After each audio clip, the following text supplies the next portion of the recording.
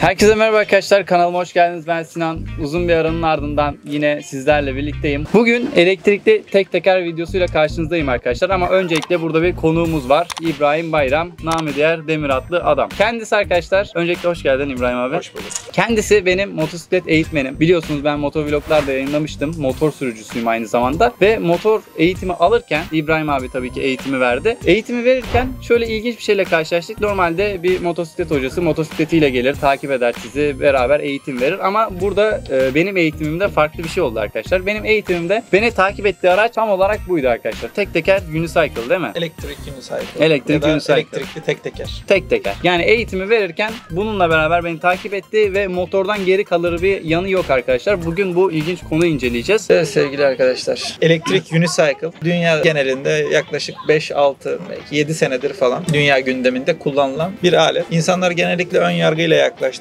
Bu nasıl bir şeymiş böyle? Bu nasıl bir alet? Tek tekerin üzerinde biz yolda yürümeyi beceremiyoruz. Bunun üzerinde nasıl gidiyorsun gibisinden. Zaten bu çekim alanına gelirken bile bir bakan böyle bir kez daha baktı o nasıl gidiyor, nasıl bir şey vesaire. Sevgili arkadaşlar, öncelikle elektrik unicycle, elektrikli tek teker yani. Aslında görünüşte tek teker. Normalde iki tekerle gibi düşünebilirsiniz. İçerisinde bir elektrikli jiroskop var. Elektronik jiroskop var. Bu elektronik jiroskop ufuk çizgisini sabitleyerek üzerinde durmayı kolaylaştırıyor. Tabii beraberinde getirdiği bazı riskler de var. O sistemin çok iyi çalışması gerekiyor. Bu jiroskop normal bir bisiklet sürer gibi iki tane tekerleği olan, bisiklet nasıl öne düşmüyor, arkaya düşmüyor, sağa sola düşüyor. Bunun da şekli aynı. Elektroniğini açtığınız zaman elektrikli jiroskop ufuk çizgisini sabitliyor ve cihaz öne ve arkaya düşmüyor. Görüntüde tek teker ama aslında iki tekerlekliymiş gibi, bisiklet gibi, motosiklet gibi vazife yapıyor. Peki nereden esti yani? Ne alaka bu? Scooter var, martılar var, bisikletler var, ne bileyim. Böyle ben de bir elektroniğe biraz meraklıyım, teknolojiye meraklıyım. Bu elektrik tek tekerden önce bu hoverboardlar hayatımıza girdiği zaman biliyorsunuz sağında solunda tekerlekler var. O hoverboardlardan bir tane edindim. Hoşuma gitti. Ama kullanım amacı olarak böyle fayans üzerinde pürüzsüz bir zeminde derzlerden bile geçerken öyle bir sarsıntı yapıyor ki tabii küçük tekerleklerin de şeyi var ama sağa sola salınım dengesizlik biraz yani sıkıntılıydı. Sokak kullanımına uygun değil. Sokak kullanımına uygun değil. Zaten o cihazların hızları da yaklaşık 10-15 kilometrede bile çok tehlikeli hale geliyorlar onlar. Dedim ki bu mutlaka bunun tek tekerlisi imal edilmeli, üretilmeli. Onun araştırmasını yaparken internette gördüm. Yani yurt dışında, Çin'de, şurada burada bunun tek tekerleklisini gördüm ama yurdumuza gelir pozisyona şu ulaşması. An evet, Türkiye'de bile yani şey. bunu şu videoyla bile ilk kez görecek bir sürü kişi vardır yani. Daha önce gördüğünü pek sanmıyorum çoğu kişi. Evet, Türkiye'de de epeyce tanındı aslında. Bununla ilgili gruplar vesaireler, satıcılar, Yeni alıcılar. Türkiye'de. Evet, yeni. Yani çok eski de değil, aslında çok yeni de değil. 4-5 yıllık bir pazarı da yavaş yavaş oluşmaya başladı. Ama insanlar üzerindeki ön yargı çok ağır kırılıyor. Tek teker görünümünde olduğu için. Üstünde giderken insanlar çok garip şeyler, garip kelimeler sarf ediyor. Şaşkın tavırlar. Bunlar bir türlü bitmek bilmedi. Doğru. Ve insanlar maalesef ön yargıyla yaklaşıyorlar. Aslında geleceğin tek kişilik taşıyıcısı. Yani anca bu teknoloji geliştirilir. Mükemmel düzeyde insanların hayatına entegrasyonu yapılabilecek bir araç. Peki bu tekerin teknik özellikleri ne? Yani bu bize ne sunuyor? Neler sunuyor İbrahim abi? Şimdi önümüzde duran InMotion V8F model. Bunların da bir sürü modeli, markası, çeşidi mevcut tabii ki. Bir takım teknik özellikleri mevcut. Bildiğim en düşük inç tekerlek 14 inç. Bu kaç inç mesela? Bu 16 inç bir tekerlek. Ortalama mı? Daha üstü var mı? Günlük hayatın içerisinde en reel olarak kullanılabilecek, böyle toplu taşıma entegrasyonu da yapıp yanımda alırım, dolmuşa binerim, taksiye binerim, trene binerim, Peki metroya şimdi binerim. bu öncelikle kaç kilo? Buradan böyle büyük bir şey gibi gözüküyor da. Aslında o kadar büyük bir şey değil.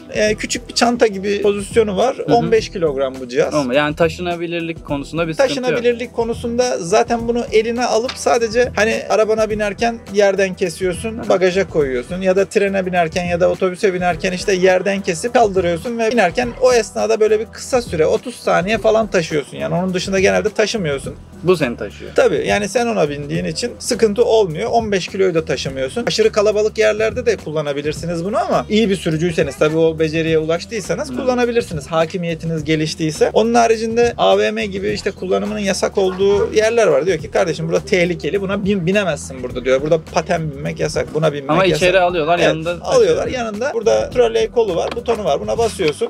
Ondan sonra bunu yanında valizi çeker gibi aslında 100 gramlık bir ağırlık bile yüklemiyor sana. Kendi jiroskopik kuvvetiyle onu Çalışmaya devam ediyor aslında. Çalışmaya devam ediyor. Kendi kendini de taşıyor. Ona binmediğiniz zaman da kendisini taşıyan bir alet. Yani size karşı hiçbir kolunuzu ağırlığı falan yok. yormuyor. Yani. Aynen. Bir Zaten şey. biraz sonra kullanım esnasında nasıl onları da gösterir. Yarım saatlik antrenman sonucu bu seviyedeyim. Becerilerinizi arttırmanız için tabii düz bir zemin olursa çok daha iyi olur. Burası ufak bir yer şu an. Dönmeye çalışıyorum. Ama gayet keyifli. Bakın ufak tefek dengesizlikler olabiliyor. Şöyle bir haftalık kullanım olsa, her gün kullanıp pratik yapma şansımız olsa gerçekten tamamen hakim olabileceğiz cihaza. Hop bindim. Görüyorsunuz. Akıyor. Şu an gördüğünüz gibi gidiyorum arkadaşlar. Birazcık ufak tefek dengesizlikler var. Onda sorun yok ama çok güzel ya. Arkadaşlar bu aleti kullanmadan gerçekten sadece izleyerek yorum yapmayın. Fırsatınız varsa bir yerde bir deneyin. Fuarları falan oluyor herhalde. Akıyor ya. Su gibi akıyor. Dönelim şöyle bir.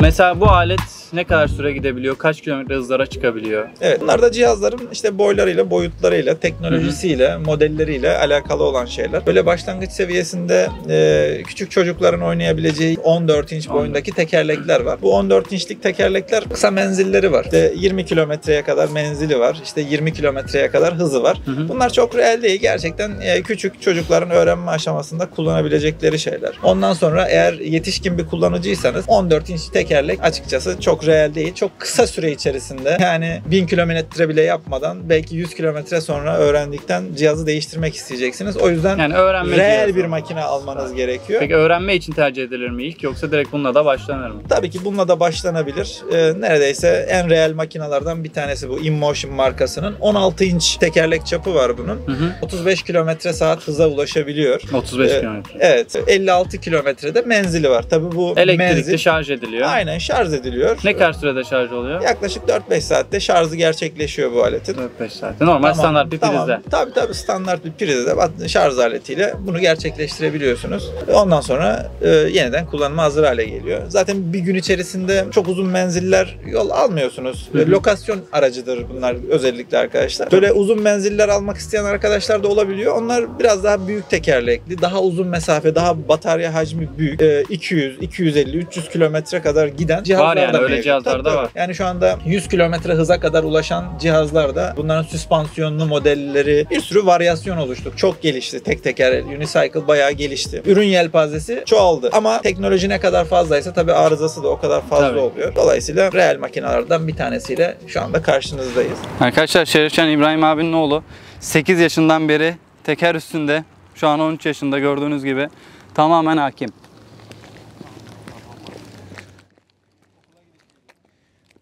Okula hatta tekerle gidip geldiği söyleniyor. Doğru mu? Evet doğru.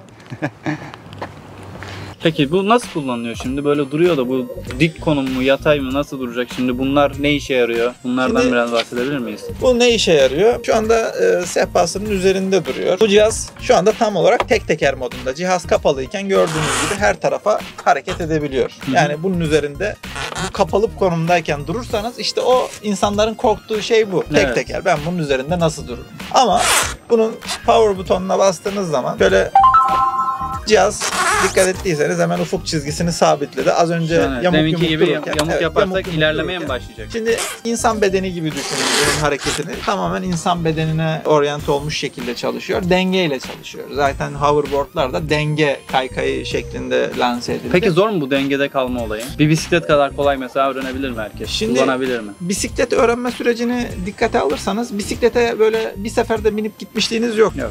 Yani mutlaka onunla ilgili bir öğrenme süreci bekliyor sizi. Şimdi bisiklette bir tekerleğin dönsel pozisyonu bir jiroskop oluşturur. İki tekerlek birleştiği zaman da bir momentum oluşturur. Ama bunu elektronik olarak oluşturuyor. Bunun üzerinde sadece ayaklarınızla yönetiyorsunuz bunu. Gördüğünüz pedalları açıyorsunuz. Ayaklarınızla buraya basıyorsunuz ve kısa sürede, hani bunun öğrenimi zor mudur? Bisiklet kullanmayı biliyorsanız eğer, yarım saat, bir saatlik bir antrenmanla, doğru adımlarla, tamam mı, üzerinde durmaya başlarsınız. Evet. Böyle üzerinde durur, her gün bir yarım saat 45 dakika çalışırsanız bir hafta sonra da her yere, her işinize gidebilir pozisyona gelirsiniz ve hayatınıza tam entegre olur. Hatta bu cihaza sahip olduktan sonra arabasını, motorunu, bilmem nesini satan insanlar çok gördüm, tanıdım. Tamam mı? Doğrudur, Her evet. türlü işini görüyor çünkü. Ailece kullananlar var. Ben mesela motosiklet eğitmenliği yapıyorum. İşime tam entegre. Hı. Lokasyon içerisinde motosiklete olan takiplerimi, her şeyimi bununla yapıyorum. Evet, benim eğitimim sırasında da Evet. yani motordan Tamam. geri kalır bir yanı yoktu hiçbir şekilde. Gerek hızlanması, gerek freni, gerek kıvraklığı, hiçbir şeyi yoktu yani. Özellikle kalabalık şehir alanlarında işte bisikleti bile park edeceğiniz bir alan bulamazken Aha. bununla gireceğiniz odaya kadar, oturacağınız yere kadar girebiliyorsunuz, çıkabiliyorsunuz. Evet. Şimdi Hiçbir burada problemi yok. jelatin altında şeyler var. Burada Evet. mercekleri mi Sıfır var? bilgi. Ne bunlar? Bu Far. farı gece sürüş yapmak için gayet yeterli bir farı var. Önünüzü çok rahat bir şekilde aydınlatıyor ve sürüş yapabiliyorsunuz. Hı hı. Yani gece gündüz sürüşüne oryantasyonu yapılmış. Arkada da var mı aynısı? Arkada stop lambası gibi bir şey var. Burada Stop bir lamba. küçük hoparlörü var. Hoparlörü İşte var. Bluetooth'la bağlanabiliyorsun. Bluetooth'la bağlanıp işte gittiğiniz kilometreyi, kalan menzilinizi, Uygulaması kalan... da vardır aynı Tabii zamanda. tabii, uygulaması da Her şeyin oradan da her şeyi, motorda çalışmayan bir aksamı, bilmem vesairesi, her şeyini görebiliyorsunuz. Toplam kilometresini, gittiğiniz hızı anlık olarak her şeyini gözlemleyebileceğiniz bir ekrana dönüşüyor. Araçtaki gösterge paneli gibi panele dönüşüyor. Peki bir soru soracağım. Mesela bunun tekeri patlar mı? Patlarsa ne olur? Bu merak edilebilir şu an. Bunun tekeri tabii ki patlayabilir. Lastik, şamyelli bir lastiği var bunun. Hava basıyoruz normal. Evet, şamyelli bir lastiği var. Tekeri patlarsa bunun sökülmesi gerekiyor. Sökülüp şamyelinin dışarı alınması Tamam. gerekiyor. O Peki şekilde sık tam sık yani. karşılaşılan bir durum mu bu? Düşük havayla kullanırsın. Yanlış hava kullanımı. O dengeyi de etkiler herhalde. Yani düşük havayla kullanırsan zaten lastik özelliğini çok kısa sürede kaybeder. Düşük havayla kullanmayacaksın. Doğru havayla kullandığın zaman işte lastik ezilir. Üstünde senin ağırlığınla geçtiğin kasiste iç lastiği yararsın. Ondan sonra patlar. Evet. Şu ana kadar tek tekerlek hiç patlamadı benim altımdaki. Yani yaklaşık Peki bir arıza falan çıkardın mesela ne zamandır? yaklaşık 5 yıl, 6 yıldır kullanıyorum ben tek tekerlek. Yani ilk Türkiye'ye geldiğinden beri. Neredeyse. Evet, gidebildiği zeminler mesela sizin kullanımınıza, hakimiyetinize bağlı olarak gidemediği yer yok. Dağda, taşta, bayırda, çayırda, yolda, her yerde gidersiniz. Burada deniz kenarında, sahilde, mıcırın içerisinde eğim, iniş çıkış yeteneği.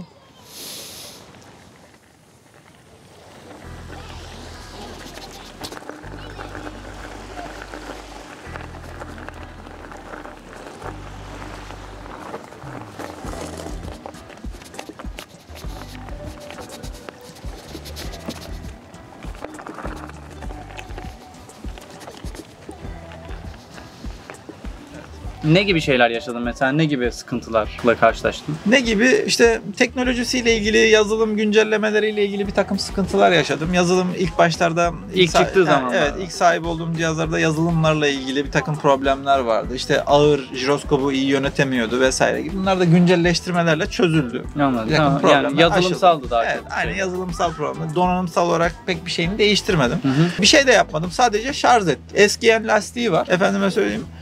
Bataryası süre içerisinde, zaman içerisinde tabii ki onun da bir ömrü var Aha.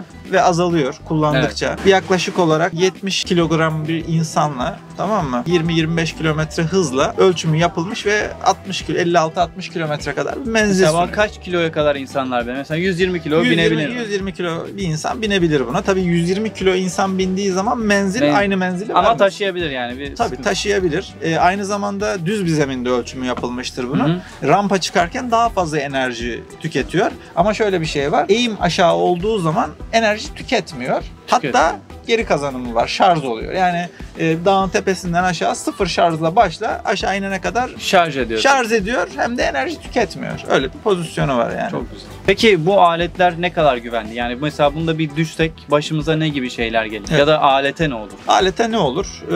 Alete çok fazla bir şey olmaz. Sağ Dayanıklı solu mı yani çizilir. bu? Dışı ne Evet, mi? dayanıklı. Plastik mi bunun dışı? Yani plastik, sağlam bir plastik. Özellikle oval yapılarıyla düştüğü zaman yani darbe öyle kırılacak, dağılacak, hemen Allah paramparça olduğu gibi bir durum söz konusu olmuyor. Bir de kılıfları oluyor herhalde bunların. Evet, kılıfları var. Hemen burada kılıflısı da mevcut yan tarafımızda. Birazdan hatalarıyla gerçekleşen düşme pozisyonları var. Yol hataları, o da gene sürücünün yolu, sürüşünü iyi planlayamamasından kaynaklanan durumlar.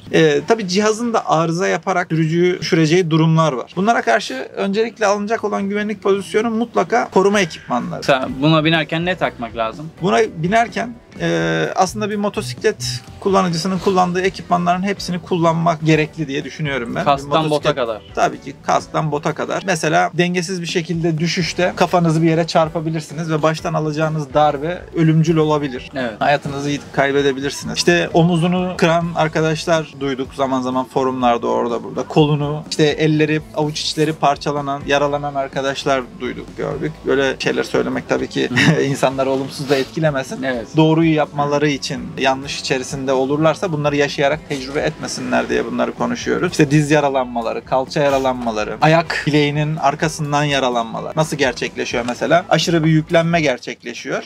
Cihaza aşırı hızlanmak istiyor, aşırı bir hız istiyor sürücü.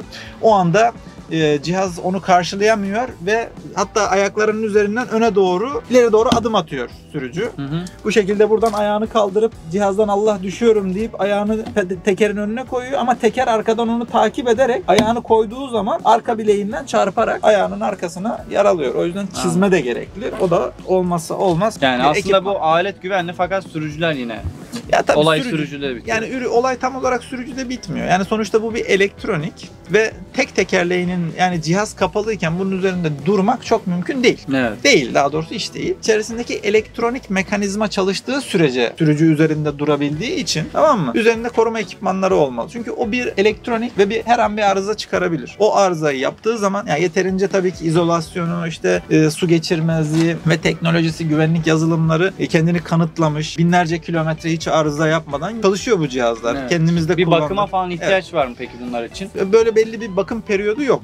Ama tabii ki işte atıyorum lastik patladı, bilmem ne oldu. Açılmışken işte şöyle bir bakılabilir. Herhangi bir oksitlenme, herhangi bir şey var mı? Herhangi bir problem, görsel bir sıkıntı var mı içinde diye bakılabilir. Onun haricinde ya açayım da şunun içerisine bir bakayım ne var ne yok gibi bir pozisyon yok. Sadece işte lastik havası önemli. Çünkü lastikle ilgili bir sıkıntı yaşadığında mutlaka cihazın yarılıp açılması gerekiyor. Sonuç olarak zaten lastik üzerinde giden bir şey. Aynen. Direkt lastik o yüzden lastik havası en çok dikkat etmesi gereken husus. Sürücünün ki lastikle ilgili bir sorun yaşamasın, cihaz açılma pozisyonuna gitmesin. Güvenlikle ilgili de iyi giyim kuşam yapıldıktan sonra bir de yolu okuma, insanların zayıf olduğu noktalardan bir tanesi. Neyin ne kadar tehlike yaratacağını bilmiyorlar. İşte araçların arasına dalıyorlar, yayaların arasına dalıyorlar. Evet, bunlar hep olan şeyler. Yani aniden ansızın çıkabilecek çoluk çocuk, yaya, araç, açılacak bunlara araç karşı. kapıları. Peki fren olayından bahsetmiyorum. Bunlar nasıl gidiyor, nasıl fren yapıyor? Fren için ne yapılması gerekiyor? Freni de aynı insan bedenini yönetir gibi. Mesela insan ayakta nasıl duruyor? Sabit duruyor durduğu zaman. Herhangi bir dengeyi merkeze alıyorsun. Evet. Yürümek istediğin zaman